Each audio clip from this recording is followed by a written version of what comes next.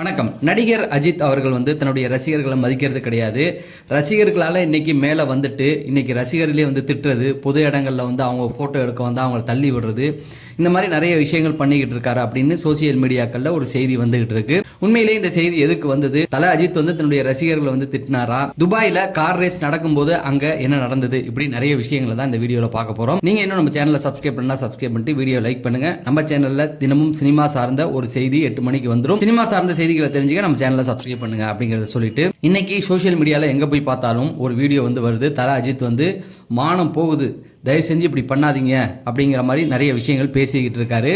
இதை வச்சு சோசியல் மீடியாக்களில் ஒரு செய்தி வந்துகிட்டு இருக்கு. தல அஜித் எங்களை மதிக்கிறது கிடையாது, எங்களால் தான் இன்னைக்கு இவ்வளோ பெரிய இடத்துக்கு வந்திருக்காரு, இருந்தாலும் நாங்கள் ஃபோட்டோ எடுக்க போகும்போது எங்களை மதிக்காம எங்களை போன்னு தள்ளி விடுறது. அதுக்கப்புறமேட்டுக்கு துபாயில் அவர் கார் ரேஸ் நடக்கிற இடத்துல அவரை பார்க்க போய் ஃபோட்டோ எடுக்க போனால் 30 கிராம்ஸுக்கு மேலே பணம் வாங்குறாங்க அப்படிங்கிற ஒரு செய்தியும் வந்துகிட்டு இருக்கு. ரசிகர்களால் இன்னைக்கு மேலே ரசிகர்களே அவர் திட்டுறாரு அப்படிங்கிற செய்திகள் சோசியல் மீடியாக்களில் நிறைய வருது.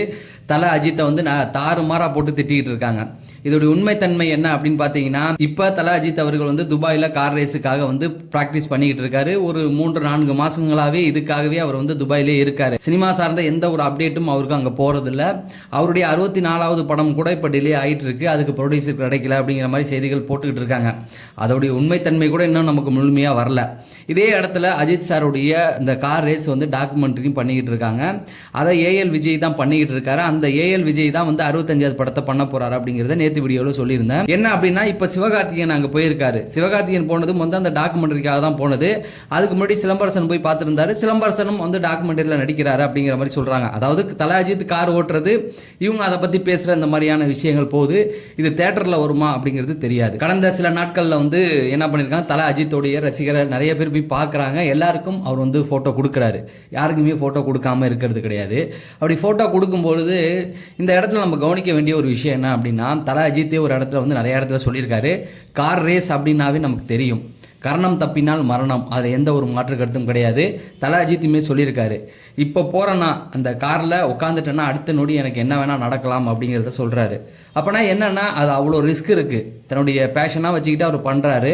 அந்த நிலமையில் கூட அவரை பார்க்குறதுக்கு நிறைய பேர் போனாலும் பொறுமையாக இருந்து எல்லாருக்குமே ஸ்டில் கொடுக்குறாங்க. அந்த ரேஸில் அங்கே உட்காந்துருக்க எல்லாருக்குமே பெரிய சப்போர்ட்லாம் யாருக்கும் கிடையாது, ஒரே ஒருத்தருக்கு அஜித் சாருக்கு மட்டும்தான். ஏன்னா அஜித் சாருக்கு மலேசியா, சிங்கப்பூர், அப்ராட்லலாம் கொஞ்சம் ஃபேன்ஸ் இருக்காங்க. மற்றவங்களுக்குலாம் பெரிய அறிமுகம் கிடையாது. அங்கே போய் கார் ரேஸ் பார்க்க போகிறது கூட்டம் கம்மி. அங்கே கூட்டம் காமிக்கிறாங்க அப்படின்னா அது அஜித் சாருடைய ஃபேன்ஸ் மட்டும்தான். ஏன்னா அவருக்காக அங்கே போய் நிற்கிறாங்க. இவ்வளோ விஷயங்கள் அவருக்காக பண்ணுறாங்க. அதை மதித்து தான் அவர் ஃபோட்டோ கொடுத்துக்கிட்டு இருக்காரு. ஆனால் சம்பவம் நடக்கும்போது என்ன பண்ணியிருக்காங்க அப்படின்னா, சிலர் அந்த கார் ரேஸுக்கு குறுக்க நெருக்கியும் போயிருக்காங்க. ரெண்டாவது, இன்னொருத்தவங்க கார் மற்றவங்க கார்லலாம் போய் நின்று, நம்ம ஊரில் தான் அந்த பழக்கம் இருக்குமே, எவனாவது கார் வாங்கி வச்சிருப்பான், அதில் போய் ஒரு ஸ்டில்லு கொடுத்து ஃபோட்டோ எடுத்துக்கிட்டு இருப்பான். எவன் காருன்னே தெரியாது, அதை ஸ்டேட்டஸாக வச்சுக்கிட்டு இருப்போம். இந்த மாதிரியான சில விஷயங்கள், அந்த ஸ்டிக்கரை பிக்கிறது, இந்த மாதிரியான விஷயங்கள்லாம் பண்ணியிருக்காங்க. நிறைய பேர் கண்டிச்சிருக்காங்க. கண்டிச்சதுக்கு அப்புறம் தான் தல அஜித் அதை பார்த்துட்டு கேட்குறாரு, தயவு செஞ்சு அதை பண்ணாதீங்க, மானம் போகுது அப்படின்னு. உண்மையே சொல்ல போனால் அது நமக்கு மட்டும் இல்லை, நம்ம இந்தியாவுக்கே அது அவமானம் தான். ஏன்னா அப்ராட்டில் அங்கே பார்க்குறவனுக்கு நம்ம தமிழன் தெரியுமா, இந்தியன்றுவான் ஒரே வார்த்தையா, இந்தியன் தான், இந்தியர்கள் தான் இதை பண்ணிக்கிட்டு இருக்காங்க அப்படின்ட்டுருவாங்க. அந்த ஒரு விஷயத்தை தான் அவர் மீன் பண்ணுறாரு. திட்டலை, கெஞ்சினார், தயவு செஞ்சு இது பண்ணாதீங்க, இது தேட்டர் கிடையாது, தயவு செஞ்சு இதெல்லாம் பண்ணாதீங்க அப்படிங்கிறத அவர் கெஞ்சினாரே தவிர யாரையும் திட்டலை. அந்த கோவத்தில் தான் அவர் ஃபோட்டோ எடுக்காமல் எல்லாரையுமே அனுப்பி விட்டுட்டாரு. ஒரு சிலருக்கு ஃபோட்டோ எடுத்திருக்காரு, அவங்கள்ட்டையும் சொல்லியிருக்காரு. அதாவது என்ன சொல்லியிருக்காருன்னா, என்ன எல்லாம் தப்பாக நடத்துக்குவாங்க, அங்கே நீங்கள் போய் சொல்லுங்கள் அப்படின்னு சிலர் இன்டர்வியூ கொடுக்குறாங்க. அதாவது இவங்க இதெல்லாம் பண்ணியிருக்காங்க, அதனால கோவமாகி தான் தல அஜித் அவங்களெல்லாம் அனுப்பி விட்டுருக்காங்க அப்படின்னு. அது இல்லாமல் அவருக்கு நிறைய ப்ரெஷர் அங்கே போயிருக்கு. தல அஜித்தை இந்த மாதிரி உங்களை பார்க்க வரவங்க இந்த மாதிரி பண்ணுறாங்க அப்படின்னு. துபாய் ஒன்றும் இந்தியா கிடையாது. இந்த மாதிரியான இடங்கள்ல ஏதாவதுன்னா ஃபைன் அடித்து விட்ருவாங்க. தல அஜித்துக்கு ஃபைன் போட்டால் பரவாயில்ல, ரசிகர்களை கூட்டு போய் உள்ளே உட்கார வச்சிட்டாங்கன்னா என்ன ஆகும்? அவரை போய் அவங்கள மீட்கிறதுக்காக அவர் போயிருக்காரு, அவர் ரேஸுக்காக போயிருக்காரு. அவங்கள போய் மீட்டுக்கிட்டு அவங்களுக்காக போய் நிற்கவும் முடியாது. அப்படி ஒன்று நடந்துச்சுன்னா எந்த மாதிரி இந்தியா மேலே ஒரு விஷயம் வரும், இந்தியா முழுக்க பேசப்படும். இதில் தேவையில்லாமல் அவருடைய பேரும் கெட்டு போகும் இல்லையா? அதெல்லாம் பார்த்து தான் அவர் கண்டிக்கிறாரு. அதே போல் 30 கிராம்ஸ் மேலே பணம் வாங்குறாங்க அப்படிங்கிற மாதிரி சொல்கிறாங்க. அது அஜித் சார்ந்த நிறுவனம். அவர் எந்த நிறுவனத்தில் இதாக ரேஸ் பண்ணுறாரோ அவங்க பண்ணுறாங்க. எதுக்குன்னா அவர் கூட ட்ராவல் பண்ணுறதுக்கு, அவர் கூட ட்ராவல் பண்ணால் அதுக்கு, ஓகேங்களா?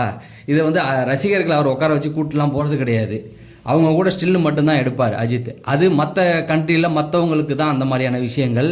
இதை வந்து தப்பாக நெகட்டிவாக போட்டுக்கிட்டு இருக்காங்க. தல அஜித் அந்த மாதிரியான ஒரு ஆளும் கிடையாது. எங்களால் தான் பெரிய ஆள் ஆனார், எங்களால் தான் பெரிய ஆனார்னு எல்லா நடிகர்களையும் பார்த்து நம்ம சொல்கிறதுக்கு நம்ம ஏன் அந்த வார்த்தை சொல்கிறோன்னு நிறைய பேர் சிந்திக்கிறது கிடையாது. ஒரு நடிகர் படம் நடிக்கிறாரு, அந்த படத்தை இயக்குனர் யார்கிட்ட எடுத்து முடித்து யார்கிட்ட கொடுக்குறான்னு தயாரிப்பாளர்கிட்ட கொடுக்குறாரு. தயாரிப்பாளர் அதை விநியோகஸ்தர்கிட்ட விற்கிறாரு, விநியோகஸ்தர் அது தேட்டர்கிட்ட வைக்கிறாரு.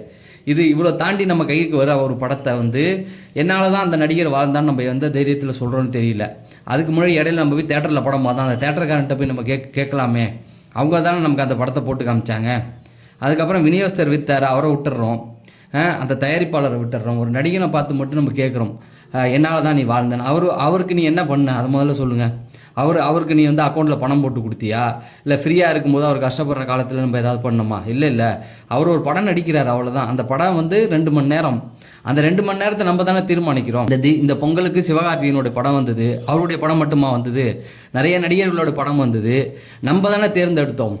ஏன் சிவகார்த்திகேயன் படத்தை புறக்கணிச்சிட்டு நீங்கள் வேற ஒருத்தவங்க படத்துக்குலாம் போயிருக்கலாமே, ஏன் சிவகார்த்திகேயன் படத்துக்கு போனீங்க? சிவகார்த்திகேயன் வந்து உங்களுக்கு தனியாக ஸ்பெஷலாக இன்வைட் பண்ணாரா என்னை பார்க்க வாங்கன்னு? எல்லாரும் பண்ணுற மாதிரி தான் பண்ணார். அப்போது ஒரு நடிகனுடைய படத்தை பார்க்குறதுக்கு நம்ம தான் தீர்மானம் பண்ணுறோம் இவர் படத்துக்கு போகலான்ட்டு. நம்ம போய் நம்மளுடைய நேரத்தை 2 மணி நேரம் அங்கே போய் என்ஜாய் பண்ணுறோம், அதுக்கு தான் அவங்க பணம் வசூலிக்கிறாங்க. அதுக்கு ஒரு நடிகனை என்னால் தான் நீ பெரிய ஆனாலான அப்படின்னு சொல்கிறதுக்கு நம்ம முதல்ல அது தப்பான ஒரு கான்செப்ட். நம்ம தான் போய் இடம் குடிக்கிறோம், முண்டி அடிச்சுட்டு நம்ம தான் போகிறோம். ஒரு நடிகனை பார்க்க ஃபோட்டோ எடுக்க நம்ம தான் போகிறோம். தமிழில் எல்லா நடிகரும் டீசெண்டாக நடந்துக்கிறாங்க, தெலுங்கில் போங்க அடிக்கிறாங்க, ஹிந்திலலாம் எவ்வளவோ நடிகர்கள் வந்து அந்த ரசிகர்களை அடிக்கிறது நம்மளால் பார்க்க முடியுது. பாலகிருஷ்ணான்னு ஒருத்தர் தெலுங்கில் இருக்கார், பிடிச்சி பலால்னு அறிகிறாரு.